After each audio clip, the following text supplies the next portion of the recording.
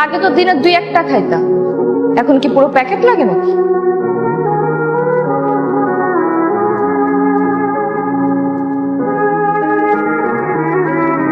এই সিগারেট না আমি কারো বাপের টাকায় খাই না, নিজের টাকায় খাই, তো আবার নিজের বাড়ির ছাদে। কারো বাপের যদি কোনো সমস্যা থাকে না, সেজন্য চুপচাপ চলে যায়, কিন্তু আমার সিগারেট নিয়ে যেন কথা বলার সাহস না পায়। আগে তো বেয়াদব ছিলি, এখন কি ভদ্রতা খেয়ে ফেলছিস? হ্যাঁ, খেয়ে ফেলছি। আমার পেটে প্রচুর ক্ষুধা, আমি সব খেয়ে ফেলতেছি তাহলে। হ্যাঁ, আগে মনে ছিল না আমি তো জন্মাইছি অবাধ, এটা মনে ছিল না আমি যে একটা বখাটে, এটা জানা নাই। হ্যাঁ আমি জানি তো তুই বখাটে, তুই তো বখাটে দেখে আজকে আমি তোর সাথে নাই, বুঝছস নাই? কিন্তু এসব বখাটে গিরি এই ছাদে চলবে না, সিগারেট খাওয়া যাবে না এই ছাদে। এই এলিয়েন, এই এলিয়েন বলবি না। 100 বার বলবো, 1000 বার বলবো, যতবার মন চায় ততবার তোর এলিয়েন বলবো। Alien alien alien alien alien. আমার বাড়ির ছাদ, আমি গাঞ্জা খাবো, মদ খাবো, সিগারেট খাবো, যা মন চায় তাই খাবো।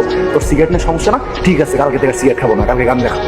এর পরের দিন যদি তোর আবার সমস্যা হয়, আমি মদ খাবো, সব সমস্যা আমি সব খাবো এই জায়গায়। তো আসতে কেন তো? হ্যাঁ এত জোরে জোরে ডায়লগ দিলে আমাকে তো সিগারেট গাঁজা মদ এগুলো কথা জোরে বল। সব কি বলা লাগে, আমি এটা করে দেখাবো। দেখা দেখা না কি করতে পারছ, আমি দেখি। আমি কিছুই করবো না, আমার কোনো দরকার নেই কিছু করার, আমি শুধু তোর মাকে বলবো, ঠিক আছে? মা বলছি আরো জোরে, আরো জোরে চিল্লা, শোনা যাইতেছে। মা! মা আরো জোরে চিল্লা, আরো জোরে চিল্লা, আরো জোরে চিল্লা, জোরে চিল্লা, জোরে জোরে, আমি ডাকতেছি ফালতু।